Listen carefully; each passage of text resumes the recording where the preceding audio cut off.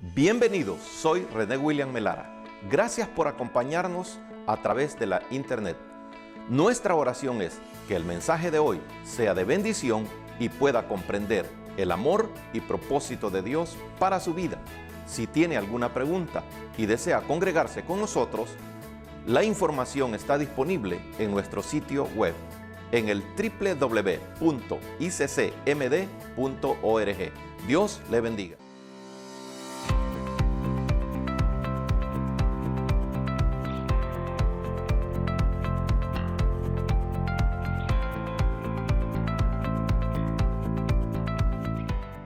En esta mañana vamos a continuar bajo el tema general de llamados a ser libres. Ya hablamos en dos temas anteriores acerca de esa libertad en Cristo Jesús. Y en esta oportunidad pues continuamos con ese tema, es bastante amplio. Cada vez que tocamos algo acerca de él pues surgen nuevos aspectos de ese tema. Sin embargo, estamos tratando de ser lo más concretos posibles acerca de este tema. Y en esta oportunidad lo invito para que juntos oremos y le pidamos al Señor que sea Él quien nos ayude en la meditación de su palabra. Padre que estás en gloria, te damos gracias, Dios Todopoderoso, porque tú eres bueno, Señor, y para siempre son tus misericordias. Señor, en esta mañana sabemos la necesidad que nosotros tenemos siempre de depender de ti, Señor. Y una de las mayores necesidades es que tu palabra, Señor, nos sostenga, que tu palabra nos sustente. Así es que por ella pedimos en esta mañana que sea tu palabra de fortaleza, de bendición, Señor, de sustento para las almas que están, Señor, sintonizando este programa o que lo van a sintonizar posteriormente. Señor, envía tu bendición por medio del mensaje de esta mañana. Te lo pedimos en el nombre glorioso de Cristo Jesús, nuestro Señor y Salvador. Bien, decíamos que siempre estamos tocando el tema de la libertad. En esta oportunidad, el título que tenemos para esta enseñanza es libres, pero no descocados. Usted dirá, bueno, a la hermana Caridad se le está pasando la mano con esa palabrita, ¿verdad? No, búsquela y la va a encontrar en el diccionario de la lengua española. Así es que por eso la estamos usando. Realmente no es tan descocado usar la palabra descocada, ¿verdad? Así es que libres, pero no descocados. Mire lo que nos dice a nosotros Gálatas capítulo 5, versículo 13.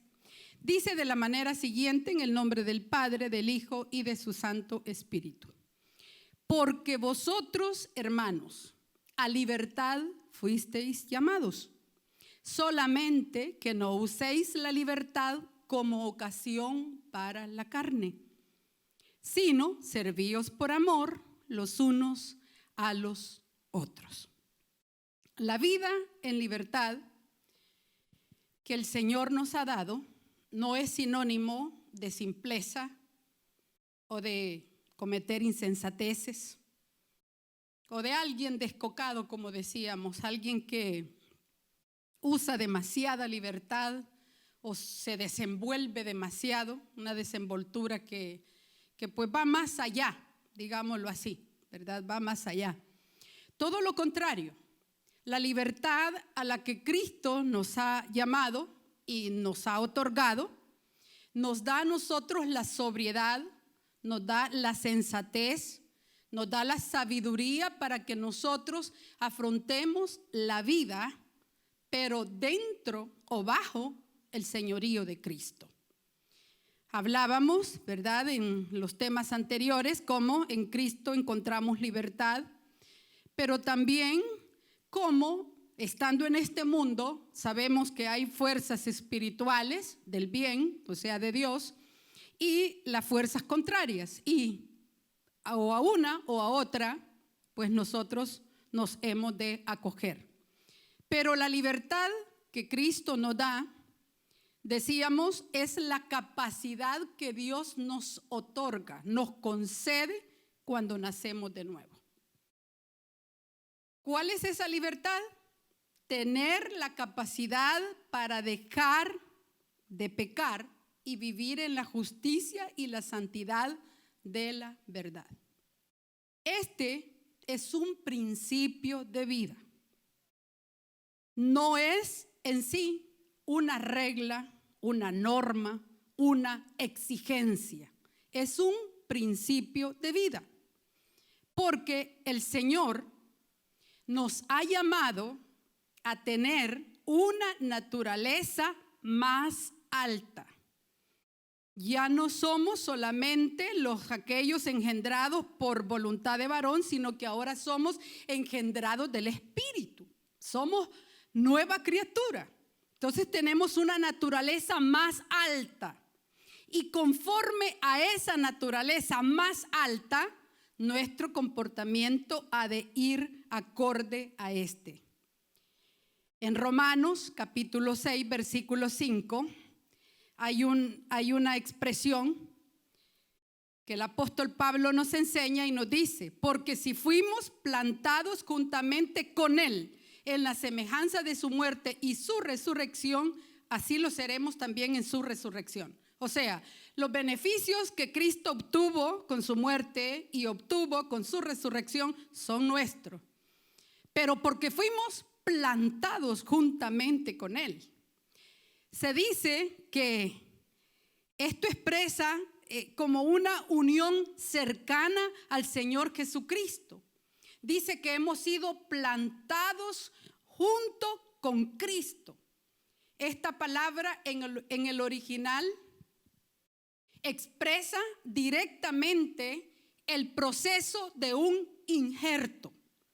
Yo estuve tratando de entender cómo es un injerto y ahora sí hay varias técnicas también dependiendo del tipo de árbol. Pero básicamente el injerto es que a una planta que se supone tiene muchos beneficios, tiene buenas características, se le une otra rama de diferente árbol para que juntos den un mejor fruto.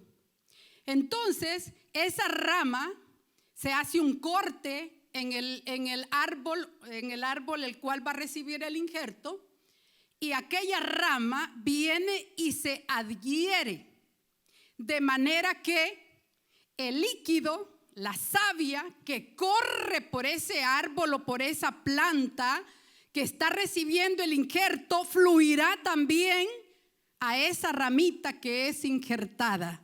Y yo me ponía a pensar, yo dije, wow, tan cerca nos pone Cristo de él, tan cerca que la vida que él tiene nos la traslada a nosotros.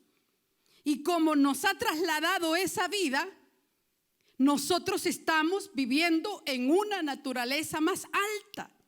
Por lo tanto, nuestra vida tiene que expresar esa naturaleza más alta. Y sabe que esto de la unión de un injerto lo expresa Jesús en Juan 15 cuando dice: yo soy la vid verdadera y mi Padre es el labrador. Y en el 5 dice: yo soy la vid, vosotros los pámpanos. El que permanece en mí y yo en él, este lleva mucho fruto, porque separados de mí nada podéis hacer. De manera que esto de vivir en Cristo, tener libertad en Cristo, es un principio de vida. Encaja con la nueva naturaleza que el Señor nos ha dado. ¿Cuál es el fundamento de este principio de vida? Yo tengo libertad cuando estoy unida a Cristo. La libertad de decirle no al pecado.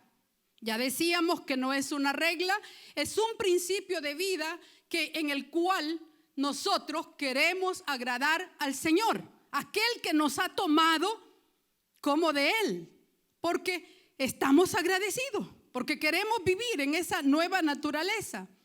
No tenemos, oiga bien, y esto es bien importante, no tenemos que agradarle a nadie más. Muchas veces como cristianos cometemos ese grave error. Seguimos viviendo como si estuviésemos en el mundo. No digo la verdad porque le voy a molestar al hermano. Mejor oculto esto porque ¿qué van a decir los hermanos? O el líder. No quiero que el pastor lo sepa.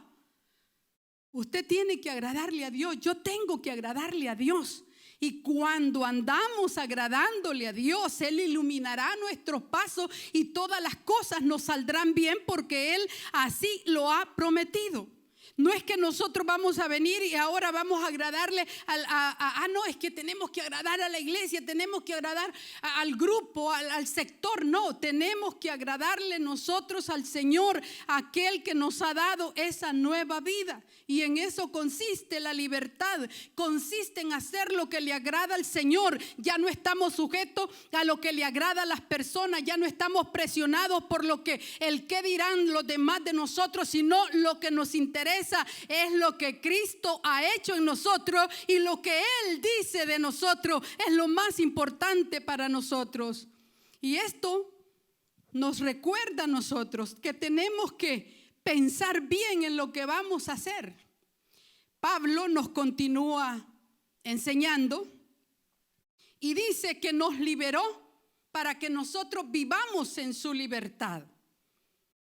Por eso, cuando él está hablando en el libro de Gálatas acerca de la sujeción espiritual, que podía haber el problema también de que se volvieran al legalismo, él habla de permanecer firmes, inamovibles, ¿cómo le pudiéramos decir? Invariables en la libertad con que Cristo nos hizo libres.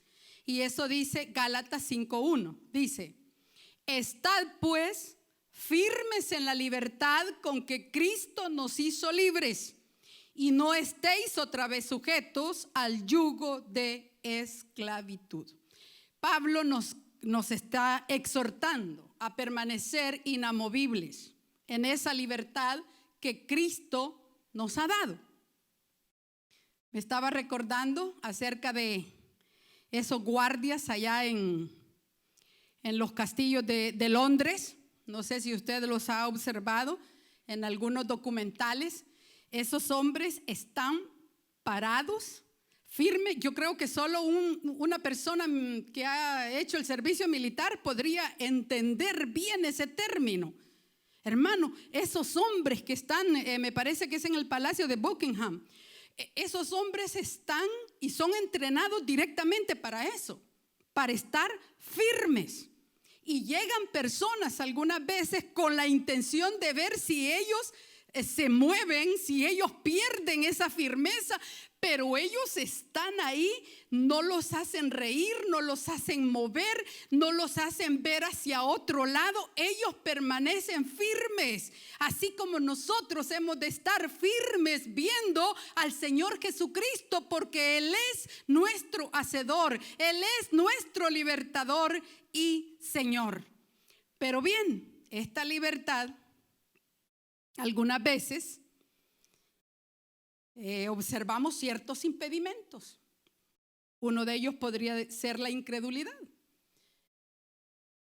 No importa cuántos años tengamos de ser cristianos, podríamos sufrir ataques de incredulidad. Eso, y la persona que se hace, que yo desde que vine soy creyente, un gran creyente, sí le creo algo, que no es tan creyente. Porque sabemos que el creyente es atacado continuamente. Y algunas veces vienen ataques de incredulidad. ¿Cuál es la diferencia? Que nosotros los ponemos a los pies del Señor. Y le decimos: Señor, ayuda a mi incredulidad, como le dijo aquel padre al Señor Jesucristo. Entonces puede ser que alguien no crea en la libertad que Cristo le ha dado. Es algo que tiene que lidiar con este asunto. No solo vamos a enumerar ciertos impedimentos como la autoconfianza también. Hay gente que se confía en sí misma, en su poder, en su capacidad, o puede ser en capacidades de otras fuentes, pero gastado está.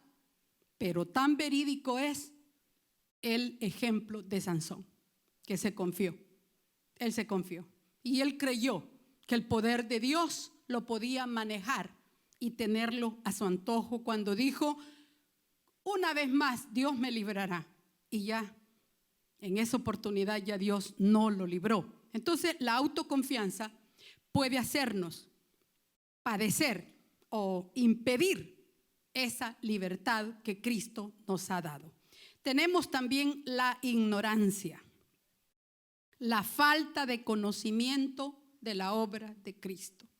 Muchas veces no nos interesa saber todo lo que la obra de Cristo nos dio a nosotros en la cruz del Calvario. Y parte de esa obra es romper el poder del pecado en nosotros. Hay otro impedimento que podría ser problemático y se observa bastante, pero se disimula, y es el legalismo. El caso que estaba tratando el apóstol Pablo en Gálatas, y también lo que los judaizantes querían introducir en la iglesia de Cristo. Querían volver a atar a las personas a los ritos del judaísmo. Entonces el legalismo es otro de los casos que nos impide vivir en esa libertad. Le voy a dar un caso bastante sencillo. La forma en cómo hablamos. Hay gente que está tan pendiente de la forma de cómo hablamos que si ya no lo saludó como Dios le bendiga, hermano, ya se cayó de la obra. ¿Y te fijaste No me dijo Dios le bendiga, eso lo noté. Hermanos, un saludo honesto, franco, que no llevase esa expresión, podría ser tan de bendición para otra persona. Pero muchas veces, hasta en eso, somos legalistas. Dejamos ciertos ritos allá atrás, pero recogemos otros. En cierta oportunidad, una persona se enojó con un niño porque pasó a cantar una alabanza. Pero el niño no dijo, voy a cantar una alabanza. Él dijo, le voy a cantar una canción a Jesús, dijo. Y se molestó porque no dijo alabanza. Tenía que decir canción. Perdón, al revés, ¿verdad? No dijo alabanza, sino que dijo canción. Hermano, pues la alabanza y la canción es lo mismo, son sinónimos. Y sin embargo, esa hermana se molestó. Y sabe que muchas veces todas esas personas que observan más lo externo están peor que el que están criticando. Legalistas. Queremos meter en moldes a las personas cuando el mismo Señor Jesucristo trató diferente todos los casos que vinieron a Él, porque cada uno de ellos es una persona individual. Tan lindo fue el Señor Jesucristo que pudo comer hasta con los publicanos, las prostitutas. Él no se contaminó. Él estuvo ahí con ellos. ¿Para qué? Para darles la vida que ellos necesitaban. Entonces el legalismo es otra de las cosas. Le voy a dar, ojalá que no me coma mucho el tiempo, pero le voy a contar algo personal. Uno sabe ser legalista, hermano, si cuesta quitárselo. Fíjese de que en El Salvador, cuando nosotros estábamos sirviéndole al Señor, nuestra hija tenía un problema muy grave de asma y el doctor, un mexicano por cierto, bastante honesto, nos recomendó hasta un jarabe bien barato, 4 colones valía, en ese entonces era el colón, y dijo, y llévense a esta niña, dijo, lo más que ustedes puedan a la playa.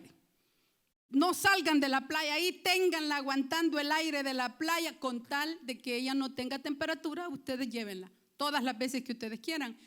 Entonces pasó un tiempo, claro, de bastante estrechez económica, pero media vez pasó, nosotros hasta ya lo hacíamos por ir un momento de esparción, ¿verdad? De solaz, esparcimiento con la familia, y después de los cultos de la mañana nosotros nos íbamos a la playa en ese tiempo. Y resulta que, hermanos, yo sentía, pero así como le digo, como era domingo, para mí era domingo, yo decía, ay, Dios mío, hasta nos puede caer un rayo andando en esta playa, Dios santo, y se lo digo delante de Dios.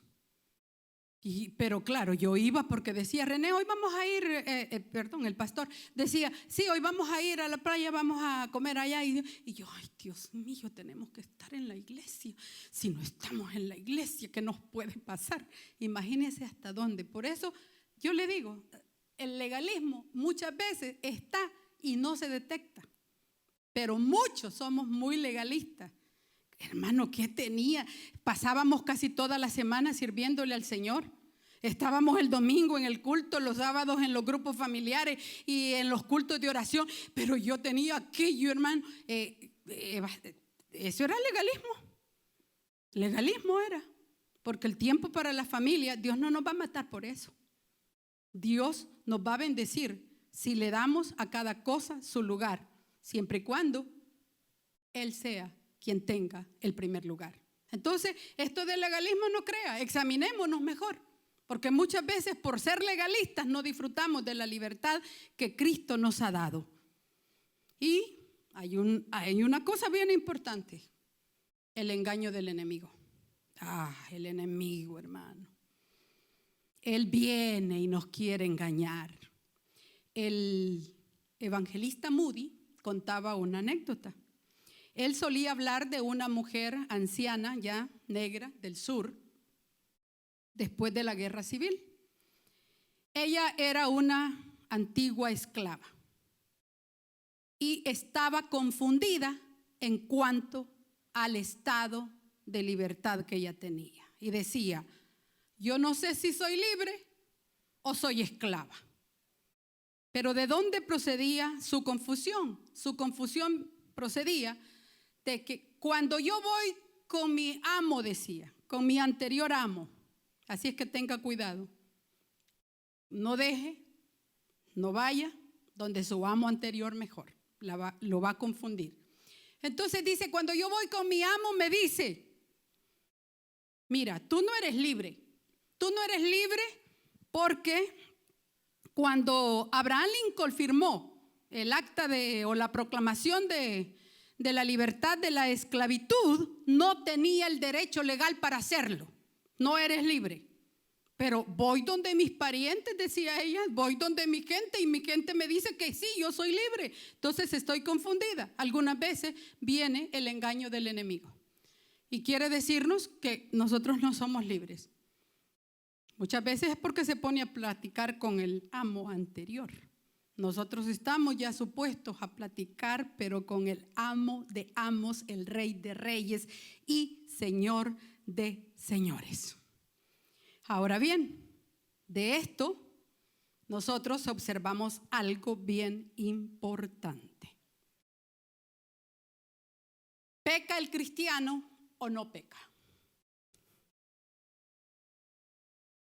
Pablo nos lleva a entender esto en Romanos capítulo 6, versículos 1 al 2. Quiero que lo lea conmigo.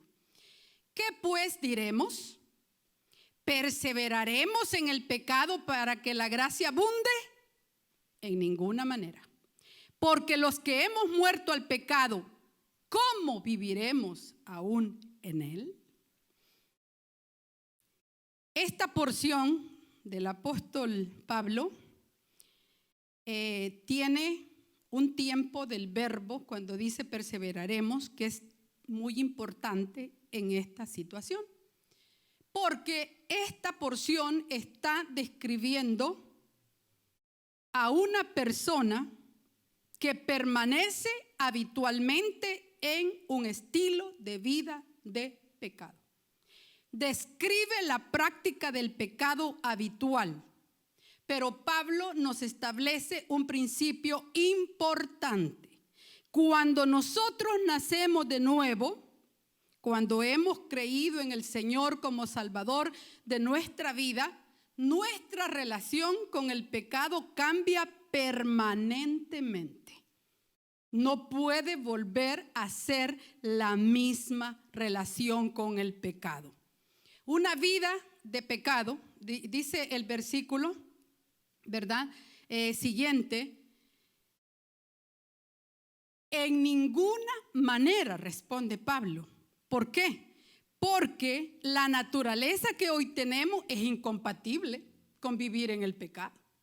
No podemos estar habituados de nuevo al pecado cuando ya hemos nacido de nuevo. Muertos al pecado, no vamos a vivir continuamente en el pecado. Con esa nueva naturaleza no se puede. La respuesta está en un versículo muy conocido por todos nosotros, 2 Corintios 5:17, de modo que si alguno está en Cristo, nueva criatura es. Las cosas viejas pasaron y he aquí, todas son hechas nuevas.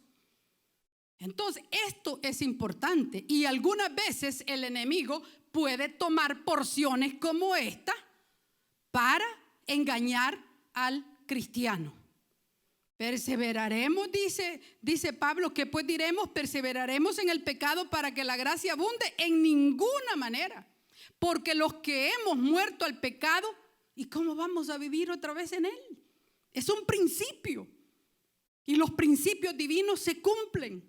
La palabra del Señor dice, tú cambiaste de naturaleza, ya no tienes la misma naturaleza, tu relación con el pecado ha cambiado completamente. Ya no es igual. Pero el tiempo en el cual está el verbo está describiendo el pecado habitual. Usted dirá, pero si eso se entiende. Hermanos, estos cuestioncitas, han habido personas que las han tomado de una manera equivocada y se han dado al pecado para que la gracia sobreabunde sobre ellos, equivocadamente. Pero aquí Pablo nos dice, en ninguna manera, ni se te ocurra.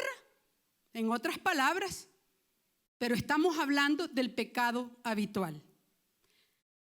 Ahora, hay otra pregunta y quiero que vaya conmigo al versículo 15, siempre de Romanos 6. Dice, ¿qué pues? ¿Pecaremos porque no estamos bajo la ley, sino bajo la gracia? Y vuelve a darnos la respuesta que dice en el 15, en ninguna manera. Usted dirá, bueno, los dos versículos aparentemente dicen lo mismo, pero le mencioné que el tiempo del verbo en el versículo anterior de Romanos 6, del 1 al 2, era importante como lo es de importante en el versículo 15, porque los tiempos de los verbos son completamente diferentes. Y esto es lo que marca la diferencia. Es importante el tiempo que se usó en los originales, Romanos 6, 1 al 2, porque indica hábito del pecado. En cambio, en el 6:15 indica un pecado, le vamos a llamar así, ocasional.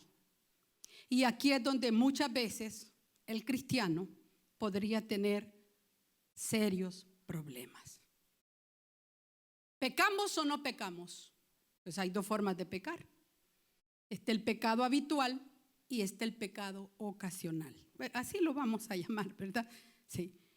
Porque el verbo en el versículo 1 del 6, no quiero darle clase de idioma nacional ni de gramática, no.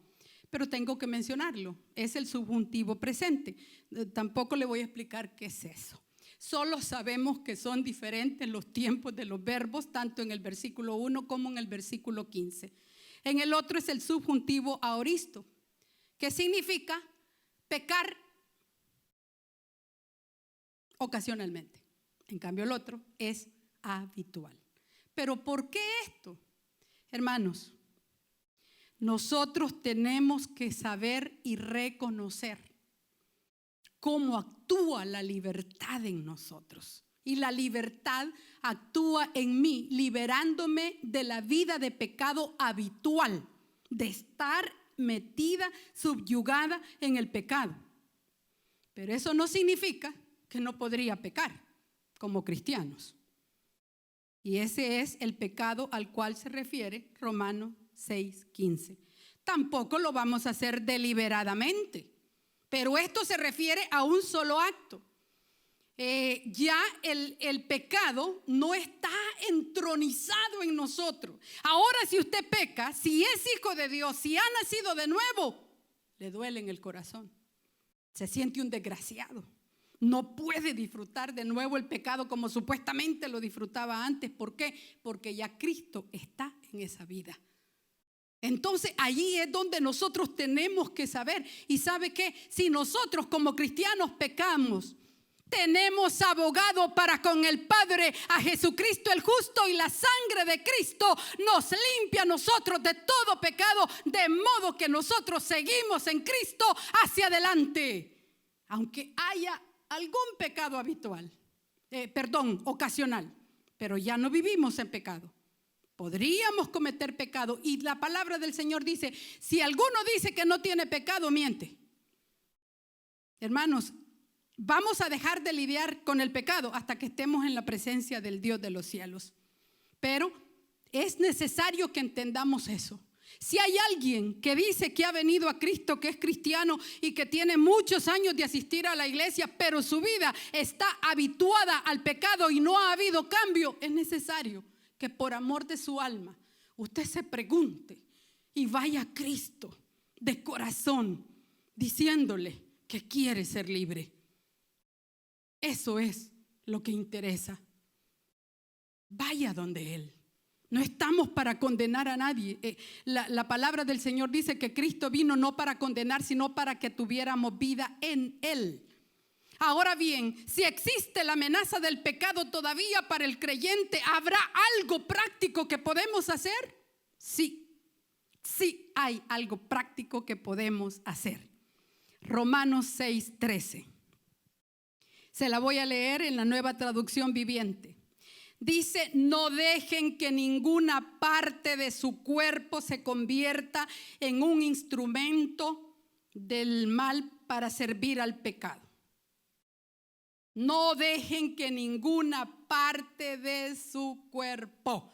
Una persona puede ser liberada, hermano, oficialmente. Sin embargo, puede estar con hábitos de encarcelamiento todavía porque no ha desarrollado hábitos de libertad.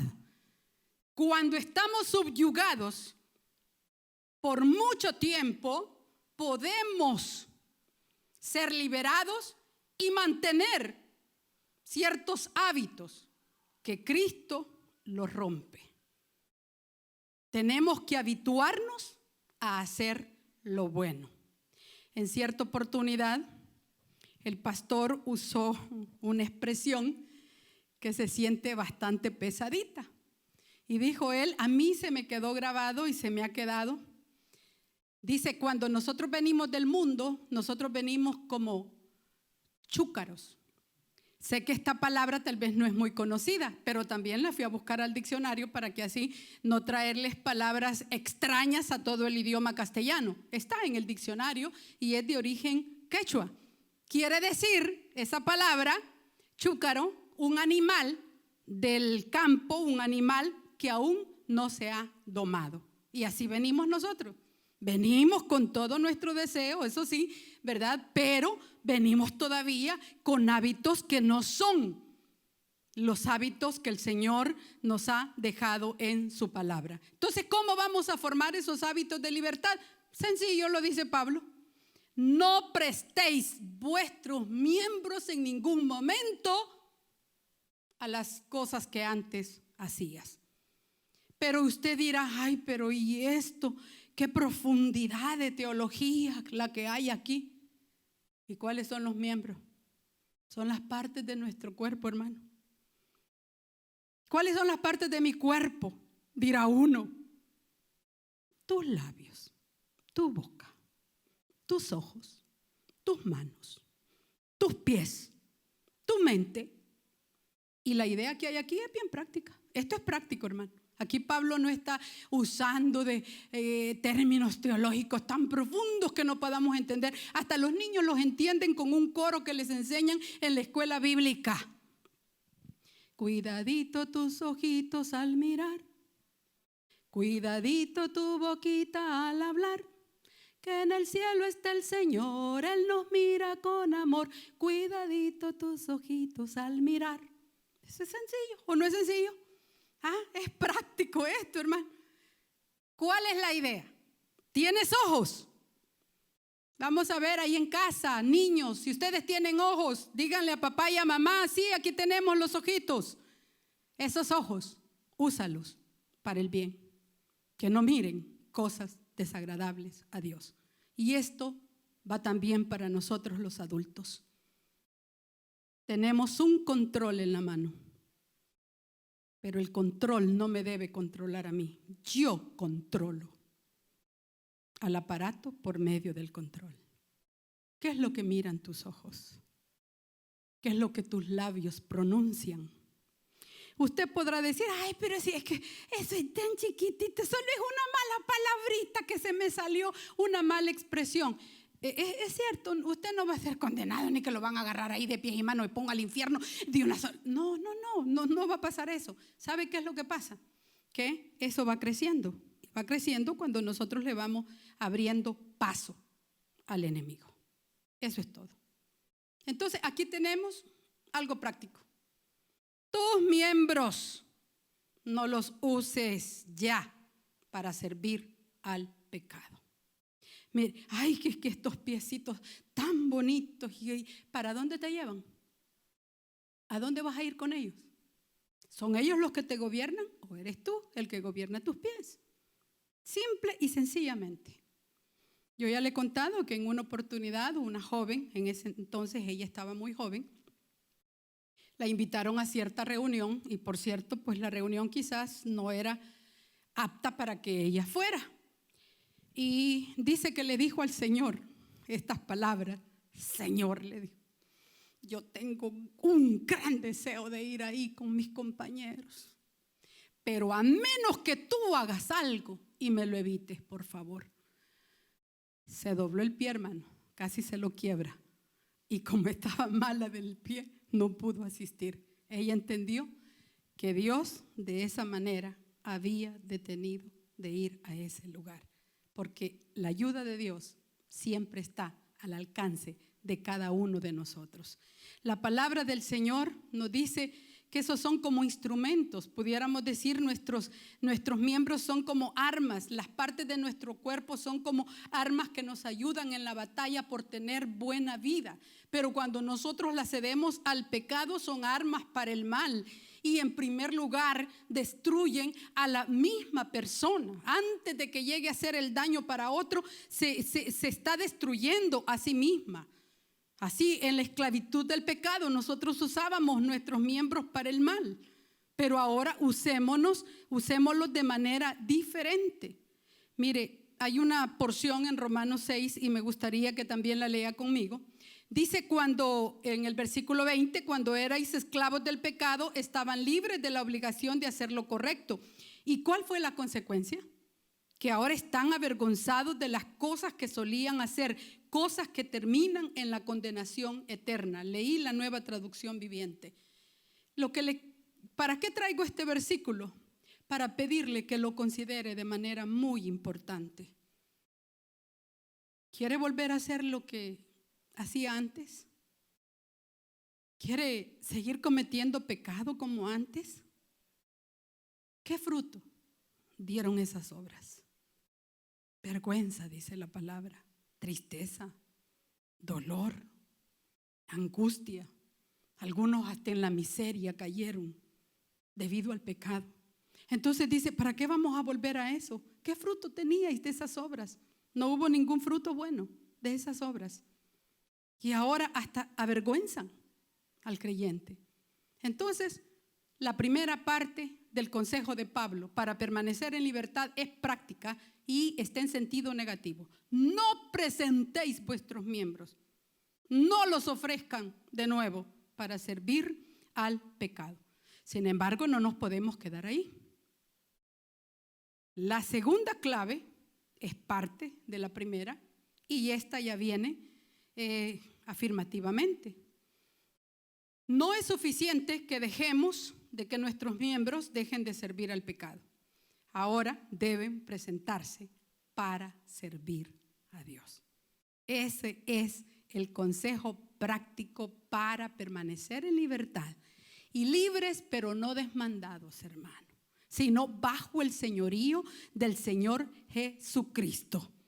Así como antes nuestra boca fue usada para hablar mal de la persona, ahora hablemos lo que edifica de esa persona. Si es que es necesario, si no, callémonos y démosle honra y gloria al Dios de los cielos. Hay algo que ocurre bien seguido, fíjese, y se lo voy a decir. Muchas veces alguien sabe algo de alguien, pero esa persona no se queda callada. Y ahora es peor, hasta en las redes los ponen, ¿verdad?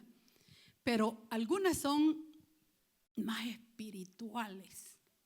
Mira, y no sabes lo que le está pasando a la mengana. Mira, te voy a decir, para que le ayudemos a orar tú. Si ni oran por ellas mismas, te voy a ayudar a orar. Mire, cuando usted quiere orar por alguien, ore en secreto. Y Dios se va a glorificar y usted va a ser bendecido. Sin necesidad que aquella persona sepa que usted está orando o no está orando por ella. Claro, en algún momento, si se da la situación, sí estábamos orando por usted, ya estuvo. Pero no para llevarnos nosotros la gloria, sino que la gloria se la lleva el Rey de Reyes y el Señor de Señores. Ya no presentemos nuestros miembros al pecado, ahora presentémoslos. Cada uno de esos miembros piense cómo usaba sus manos antes. ¿Cómo las usaba? Y ahora, ¿cómo las debe usar? Deje de estar tocando lo que no le conviene. Deje de estar alargando las uñas, agarrando lo que no es suyo también. Ahora, hágalo de manera diferente. Use esas armas para el bien. Use esas armas para glorificar el nombre del Señor Jesucristo. Hay un ejemplo bien claro en la palabra del Señor. Y los niños creo que recuerdan muy bien al jovencito David. Que David, el más insignificante de todos los hermanos, estaba en el campo. Y él era el pastor de las ovejas, las cuidaba. Pero David aprendió a usar su bastón, su báculo, para defender a las ovejitas. Y dice que con sus manos aprendió David a usar tanto esa arma que destruía osos, mataba leones que podían venir a comerse a las ovejitas. De esa manera, David usaba bien sus miembros. Pero qué triste cuando David usó sus miembros para el mal. Cuando ya estaba muy adulto, dice que usó los ojos para servir al pecado. Aparte de que ese día se levantó bien tarde, haraganería, ¿verdad? O flojera, como le llaman algunos. Se levantó tarde, no fue a la guerra, mandó a todos que fueran a la guerra y él se levantó tarde. Y dice que andaba paseando por el terrado y vio, dice, así dice la Biblia, y vio a una mujer que se estaba bañando. La hubiera visto y pues él se hubiera ido a sus otros quehaceres, pero no. La vio y dice la Biblia que era muy hermosa. O sea que David se quedó contemplándola. De esa manera, vemos un ejemplo de cómo nuestros miembros pueden ser usados para el bien, pero pueden ser usados para el pecado. Libres, pero no desmandados. Siempre bajo el señorío del Señor Jesucristo. Confiamos que el mensaje de hoy haya sido de bendición para su vida. Si tiene alguna pregunta o desea información de nuestras actividades y cultos, visite nuestro sitio web en el www.iccmd.org. Muchas bendiciones.